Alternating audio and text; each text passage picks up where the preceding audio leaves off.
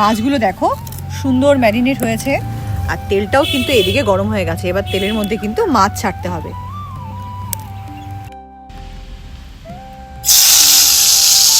এই দেখো কি সুন্দর মাছ ভাজা হচ্ছে, আমার তো হেব্বি লাগছে। দে দে দে দে, আরেকটা মাছ ছাড়, আরেকটা মাছ ছাড়, আরেকটা মাছ ছাড়। হ্যাঁ দে, সাইডে দিয়ে দে। হ্যাঁ, এই তো মোহর মাছ ভাজা শিখে গেছে।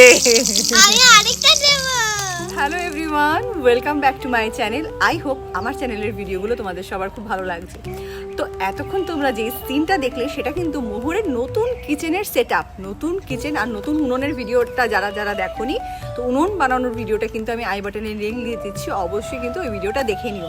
তো নতুন উনুন, নতুন কিচেনের সেটআপ তোমাদের কেমন লাগলো অবশ্যই কমেন্ট করে জানিও। আর মোহরের রান্নাঘরে কিন্তু অনেক নতুন নতুন বাসন অ্যাড হয়েছে, সেটা তোমরা ভিডিও দেখলেই বুঝতে পারবে।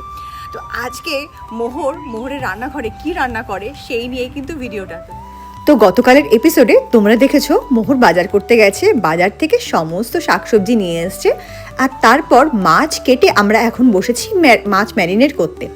তো মাছ ম্যারিনেট করতে গিয়ে মোহর দেখছে মোহরের কাছে টক দই নেই, কি করবে? তো মোহর একটা বুদ্ধি বার করেছে। মোহর ভেবেছে যে মোহরের দাদু ভাইয়ের থেকেই টক দইটা চাইতে যাবে।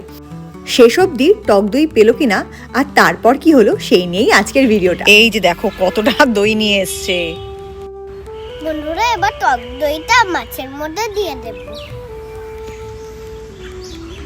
টক দই দিলে কি হবে বাবা, টেস্ট হবে? হ্যাঁ, হেভি টেস্ট হবে।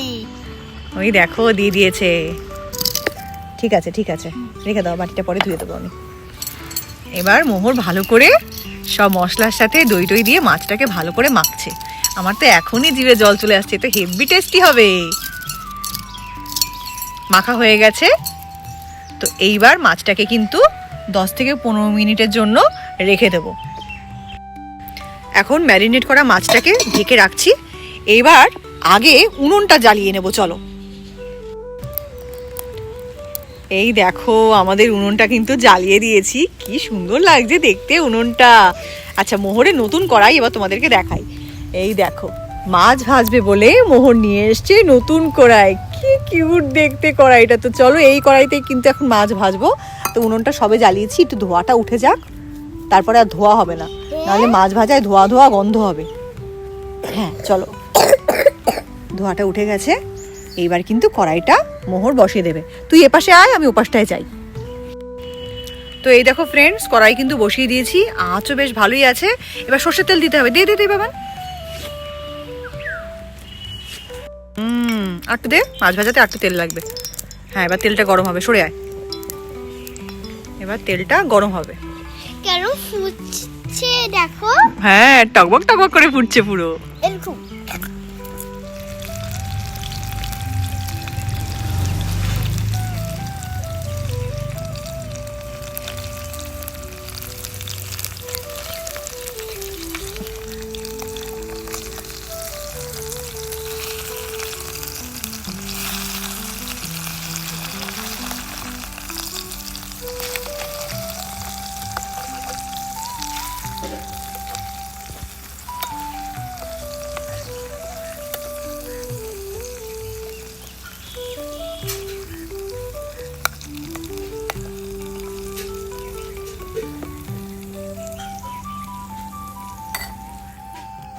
তো দেখো প্রথমবারের মাছগুলো কিন্তু ভেজে আমি অলরেডি নামিয়ে রেখেছি, আর মাত্র দুটো মাছ আছে। হ্যাঁ বাবান দে, মাছ দুটো দে।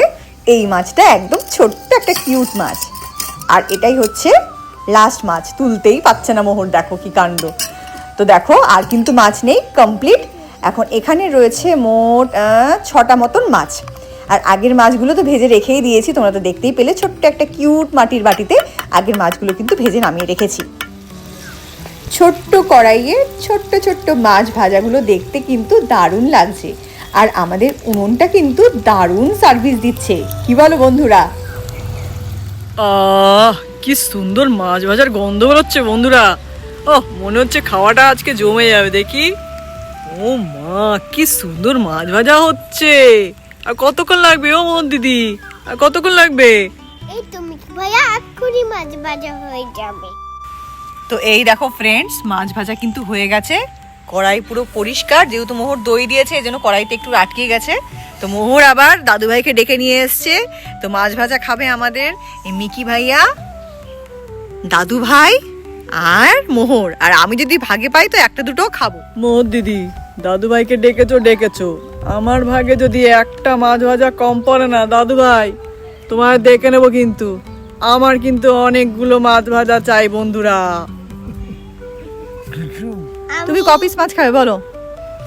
3 পিস? না, ওরে বাবা, অত তো আমি ভাজিনি, এই এক বাটি ভেজেছি, এখান থেকে যার যা হয়। আগে 1 পিস খাও, খেতে পারলে তারপরে আবার দেবো। এ নাও, মোহরকে দিলাম আমি 1 পিস মাছ ভাজা।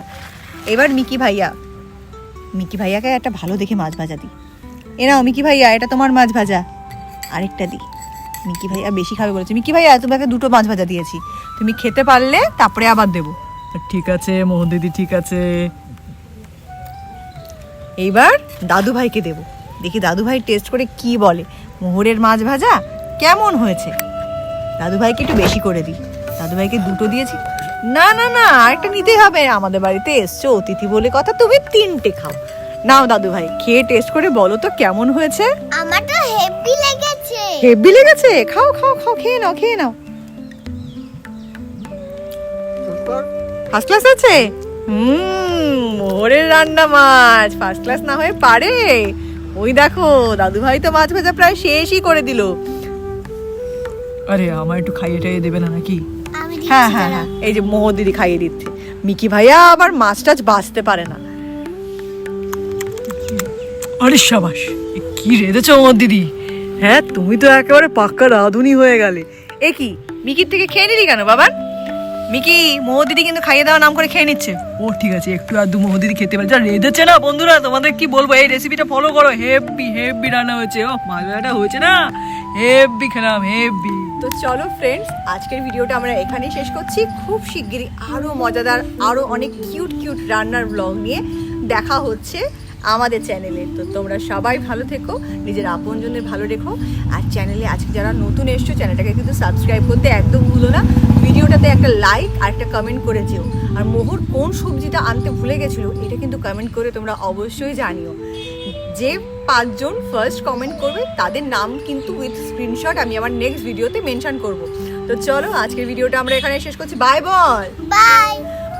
বাই। মোহর বাই না বললে ভিডিওটা ঠিক এন্ড করা যায় না। তো চলো, বাই। দেখা হচ্ছে নেক্সট ভিডিওতে।